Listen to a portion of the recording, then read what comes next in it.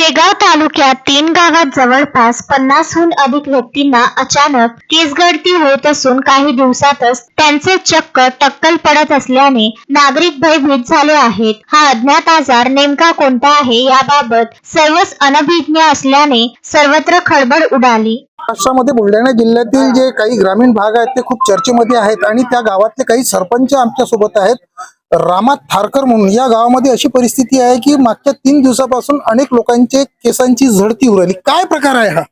गेल्या 3 तर नाही तर 10-12 दिवसापासून केस गळतीचा प्रकार चालू आहे आणि याची तीव्रता एवढी वाढत चालली आहे की सुरुवातले 3 पेशंट होते, आता 3 पेशंट वरून 30 ते 35 पेशंट झालेले आहेत. सुरुवातीला तुम्हाला असं काय केव्हा कळलं की हे असं होऊन राहिलं म्हणून? सुरुवातीलाच माझे मित्र आहेत इलामे यांनी सांगितलं की बाबा माझ्या मुलीचे आणि पत्नीचे केस गळून राहिले. तर मग त्याच्यासोबत त्याच्या घरी गेलो असता लक्षात आलं की बाबा केस खूप प्रमाणात नाही 50% जास्त गळले. मी त्याला सजेस्ट केलं की बाबा अकोल्याला इथं पटोकार डॉक्टर आहेत त्यांच्याकडे जा. पटोकार साहेबांनी अशी सल्ला दिली की बाबा हे शॅम्पूमुळे कदाचित झालं असेल, त्यांनी शॅम्पूमुळे झालं असेल त्यामुळे त्यांनी त्याची ट्रीटमेंट केली. प्रशासनाकडे काय सांगते? प्रशासनाकडे एकच मागणी आहे की गावामध्ये कॅम्प घ्यायचा आणि कॅम्पच्या माध्यमातून सर्व पेशंटची तपासणी व्हावी ते निःशुल्क. ग्रामीण भागामध्ये अजूनपर्यंत सुद्धा भरपूर अशा अंधश्रद्धा आहेत, परंतु आता खरं काय आणि खोटं काय हे इथे मेडिकल टीम आल्यानंतरच सांगू शकेल. तर गावातील नागरिकात भीतीचे वातावरण पसरले आहे. बोनगाव, कालवड, हिंगणा या गावात अज्ञात आजाराने थैमान घातले असल्याचे समोर आले. गावातील कुटुंबाची कुटुंब या व्हायरसचा बळी ठरत आहेत. सुरुवातीला डोके खाजवणे, नंतर सरळ केस हाती येणे आणि तिसऱ्या दिवशी चक्क टक्कल पडत असल्याने नागरिकांमध्ये भीतीचे वातावरण आहे. मी या गावची आशा आहे आणि या गावामध्ये लोकांचे केस जात आहे. त्या संदर्भात मी सर्वे करत आहे. एका कुटुंबातून किती लोकांचे केस गेलेले आहेत आणि पूर्ण गावाची एकूण कुटुंब संख्या 141 आहे. त्यामध्ये आधी 13 कुटुंबांचे केस गेलेले होते आणि त्याच्यामध्ये आता वाढ झालेली आहे. तर 5 ते 6 कुटुंबाच्या लोकसंख्येत आणखी वाढून त्यांचे पण केस गेलेले आहेत. गावातील किती नागरिकांना याची लागण झाली असावी, अंदाजे काय आकडा सांगतील? अंदाजे 25 ते 30 लोकांना याची लागण झालेली आहे. नेमकी घटना गावात घडत आहे. मी रामा पाटील थारकर, बोंडगाव, शिवसेना तालुका सरपंच संघटना शेगाव. तुमच्या गावामध्ये काय नेमका प्रकार घडत आहे? गेल्या 10 ते 12 दिवसापासून केस गळतीचा प्रकार चालू आहे. जवळपास एका कुटुंबामध्ये एक पेशंट जर निघाला तर त्याच्या पाठोपाठ पत्नी, भाऊ 4 ते 5 लोक सहज त्याच्यामध्ये मग इन्व्हॉल्व होत आहे. तसं आता बरेच कुटुंब ग्रस्त झालेले आहेत.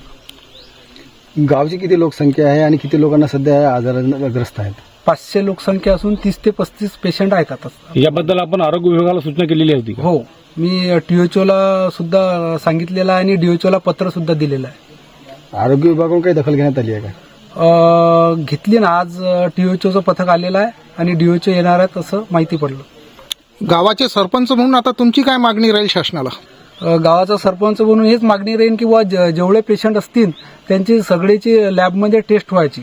ब्लडचे सॅम्पल असतील, केसाचे सॅम्पल असतील, हे सर्व शासनानं इथं येऊन कॅम्प घ्यायला पाहिजे आणि कॅम्पच्या मार्फत याचं काय निदान आहे, नेमका कोणचा आजार आहे हा नवीन, हे कशामुळे होतं काही हे तर सांगता येणार नाही कशामुळे. कारण अकोल्याचे डॉक्टर म्हणत होते शॅम्पूमुळे झालं असन, पण बरेच पेशंट असे निघले की ते शॅम्पू वापरत नाहीये. त्यामुळे सांगता येणार नाही आपल्याला पाण्यामध्ये आहे का, शॅम्पूमध्ये आहे की आणखी कोणते सौंदर्य प्रसाधनामुळे झालं असेल. आपल्या गावात आहे की आजूबाजूच्या गावात? नाही, मला असं माहित पडलं की आताच आमच्या सरपंचाचे फोन येऊन गेले. 2 दिवसाआधी हिंगण्याचा पण फोन आला की माझ्या गावामध्ये 2-3 पेशंट निघले आणि नंतर कालवडच्या पेशंटचे सुद्धा मला कॉल आले की आमची केस गळती झाली म्हणून. तिथे किती पेशंट आहेत कालवडमध्ये? कालवडमध्ये एक्झॅक्ट आकडा नाही सांगता येणार, तरी पण माझ्या माहितीप्रमाणे परवाले मी काढला होता तर 7 ते 8 पेशंट होते. त्यांना डोकं दुखत जाय. डोकं म्हणजे पहिले खाजवायला लागल्यावर डोकं दुखायला लागलं. ताबडतोब मी असं केस केलं तर हातात यायला लागले. ताबडतोब डॉक्टर जवळ गेलो. डॉक्टरसाठी त्याने इंजेक्शन गोळ्या दिले, त्यानं क्लिअर झालं. काय नाव होतं तुमचं? ज्ञानेश्वर थारकर. यामध्ये महिलांची संख्याही लक्षणीय आहे. या गावामध्ये आरोग्य विभागाकडून तपासणी केली जात असून ग्रामस्थ वापरात असलेले पाण्याचे नमुने घेण्यात आले असून तपासणीसाठी पाठविण्यात आले आहे. पाण्याचा अहवाल आल्यावरच कळणार आहे की नेमके याचे कारण काय आहे. सद्य परिस्थितीत तरी हा साथरोगाचा परिणाम असावा असं वाटत नाहीये. आतापर्यंत आपण जे बघितलंय तर त्यानुसार आपल्यासोबत आपल्यासोबत डर्मॅटॉलॉजिस्ट सुद्धा आलेले होते. तर त्यांनी लोकांच्या हेअरफॉलचं परीक्षण केलं असता लोकांना खाज आहे, लोकांच्या केसामध्ये कोंड्यासारखा पदार्थ जमा झालेला आहे, काही लोकांचे केस बऱ्यापैकी गळती झालेली आहे आणि काही लोकांचे सुरुवात आहे. तर याचं एक्झॅक्ट निदान करताना आपल्याला आत्ताच असं सांगता येणार नाही काय कारण असू शकते, परंतु हा एक खारपान पट्टा आहे हे सगळ्यांना माहीतच आहे. आणि आपण रासायनिक पाणी नमुने परवा आणि काल तपासण्यासाठी पाठवले आहेत. जेवढ्या गावामध्ये लागण झालेली आहे त्या प्रत्येक गावचा पाणी नमुना सध्या रासायनिक तपासणीसाठी गेलेला आहे. तर रासायनिक तपासणीमधून जे आपल्याला कळेल की आपल्या या पाण्याचं TDS किती आहे, यामध्ये नायट्रेट्सचं प्रमाण किती आहे, त्यानुसार किंवा इतर कोणते क्षार आहेत का की ज्याचा आपल्या त्वचेवर परिणाम होऊ शकतो, तो एक मुद्दा महत्त्वाचा राहील. आणि त्यासोबतच आपण बायोप्सी करण्यासाठी आता यांना आणलेलं आहे आणि बायोप्सी आपण करणार आहे. बायोप्सी केल्यानंतर त्याचे जे सॅम्पल आहे ते तपासण्यासाठी आपण अकोल्याला GMCला पाठवणार आहे, गव्हर्नमेंट मेडिकल कॉलेजला. तिथल्या लॅबचा जो रिपोर्ट येईल तर या दोन्हींच्या संयुक्त याने आपल्याला याचं कारण एक्झॅक्ट सांगता येईल. आणखी काही आरोग्यावर परिणाम होऊ शकतो याचा पुढचा पायरी म्हणून काही सुरुवातच आहे आता? सद्य परिस्थितीत तरी असं काही वाटत नाही की याद्वारे दुसरे कोणते गंभीर आजार होण्याची शक्यता असेल, परंतु असं सध्याच वक्तव्य करणं हे सुद्धा घाईचं ठरेल. आपण सर्वप्रथम सगळे रिपोर्ट आल्यानंतरच याचा ॲनालिसिस योग्य प्रकारे करू शकू. सध्या किती अशा प्रकारचे रुग्ण आढळले गावामध्ये? सद्य परिस्थितीत आपल्याकडे भोनगाव प्राथमिक आरोग्य केंद्राअंतर्गत 4 गावे, ज्यापैकी एका गावामध्ये आता आपण सध्या उभे आहोत. आणि विसरलो मी त्या PSCचं नाव. किती गाव सांगा? त्या PSC अंतर्गत 2 गावे, जवळा PSC, जवळा बुजुर्ग PSC अंतर्गत 2 गावे, असे आपल्याकडे 6 गावामध्ये रुग्ण आढळून आलेले आहेत.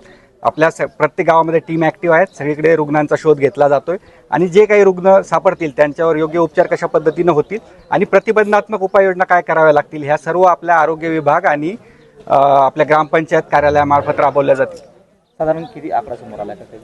आपल्याकडे 55 ते 60 रुग्णांचं आतापर्यंत फोनवर माहिती मिळालेली आहे, परंतु एक्झॅक्ट आपला रिपोर्ट संध्याकाळपर्यंत तयार होईल. निदर्शनात एक गोष्ट आली आहे की नक्कीच केसांची गळती होती पेशंटची आणि असं बऱ्याचदा घडून येतं की ज्या भागामध्ये खारपान पट्टा असतो अशा वेळी होऊ शकतं. त्याचे आता नमुने वगैरे आम्ही घेतलेले आहेत, तसे तिथलं जे पाणी आहे ते पण तपासायला पाठवलेलं आहे.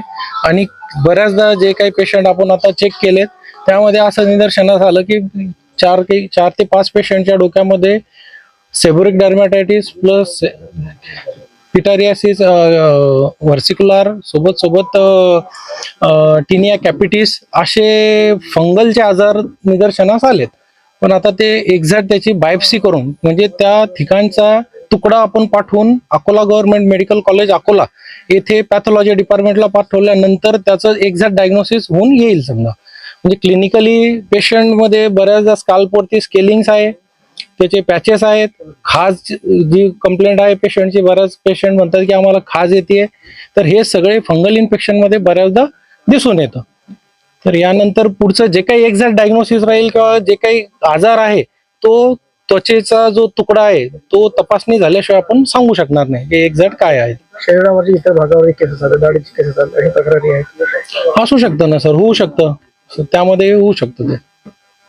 यामध्ये रुग्णांनी काय नेमकी काळजी घेणं गरजेचं आहे? सगळ्यात महत्वाचं म्हणजे की हार्ड वॉटरचा एरिया असल्याच्याने प्रत्येकाने ते पाण्याचं TDS वगैरे बघूनच बघा की, कारण की हार्ड वॉटर खूप जास्त प्रमाणात आहे ह्या भागामध्ये. जुनही आपली हिस्ट्री आहे इकडची की हार्ड वॉटर एरिया असल्यामुळे बऱ्याचदा उकळून पाणी, एक तर ते जे जास्त कडक पाणी किंवा जास्त थंड पाणी न वापरता केस धुण्यासाठी कोमट पाणी वापरावं. दुसरं म्हणजे की जर शक्य असेल तर ROच्या पाण्यानंच केस धुवा, तेवढी काळजी घ्या. महेंद्र मिश्रा, विदर्भ न्यूज, बुलढाणा.